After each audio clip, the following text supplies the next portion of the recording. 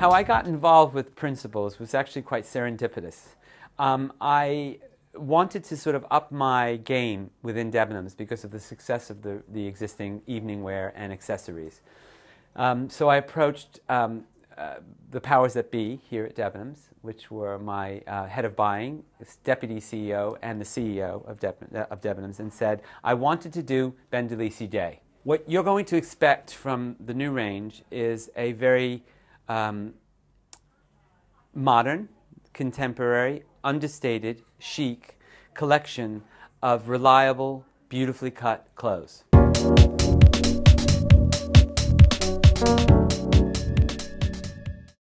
I'm going to give it a sort of upmarket, pure, understated, elegant, albeit Madison Avenue, Southampton, Long Island kind of chic.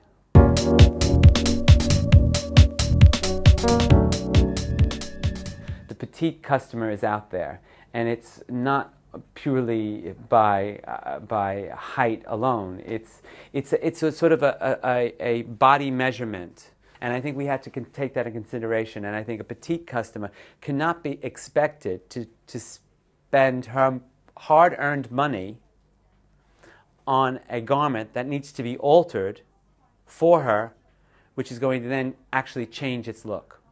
So she should have her own collection.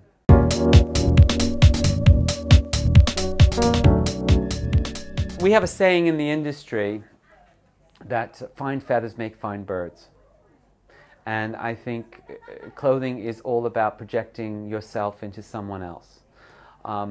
If you're wearing a beautiful pair of shoes, you feel good all day. If you're wearing a pressed, lovely, gorgeous white cotton shirt, you feel good about yourself. An incredibly cut suit is going to make you look better, stand taller. A fabulous fitting dress for a black tie event, if it's strapless and sinuous and fluid, is going to make you feel, make you walk different and stand different. So I think the answer to the question about being, do clothes make you feel better? Absolutely.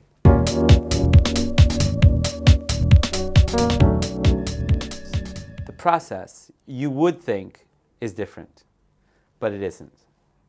I design a plate or a cushion the same way as I design a dress. I make sure that it speaks volumes about me, about what I want. I make sure that the color level is right. I make sure that it has a sense of style with a sense of surprise, perhaps a sense of humor.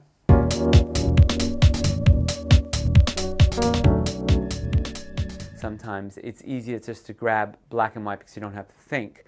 But I think because clothing and dressing up is a way of life, it's important to have that color so that you sort of give a new dimension to your wardrobe. My favorite color, which seems to permeate everything, whether it's my home furnishings range or my home or my own wardrobe, is red. I have red throughout everything. Even my 3 dogs wear red collars and have red leads. The Principles range is sort of punctuated with high color on a sort of a very universal palette. So if it's black and white, it's punctuated with red. If it's navy and white, it's punctuated with a sort of citrus yellow.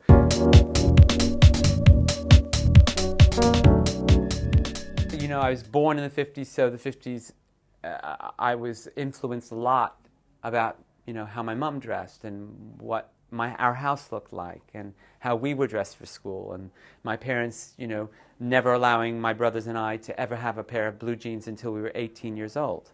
We weren't allowed to wear blue jeans because blue jeans were not to be seen on people who worked hard for a living. They were for farmers.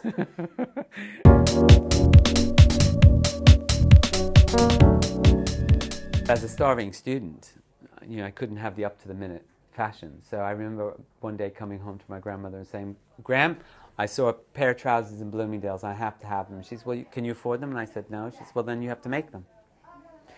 So we went out and bought the fabric. We cut a pattern. We put the pattern on the fabric, cut the trouser, sat at her industrial machine, and she said, "Make them." And I started to sew. And every time I made a mistake, she'd look at it every 20 minutes, and she'd say, nope, rip it out. And I'd have to unpick it, and I'd have to go back. And by the end of the day, I'd made a perfect pair of trousers with a fly front, pockets, welted back pocket. And I was absolutely amazed. And that every time I wanted to go out for a party or anything, I spent $10, $15, bought my fabric, and had a new pair of trousers, and could run up a pair of trousers or a jacket or a shirt or a top coat in an afternoon.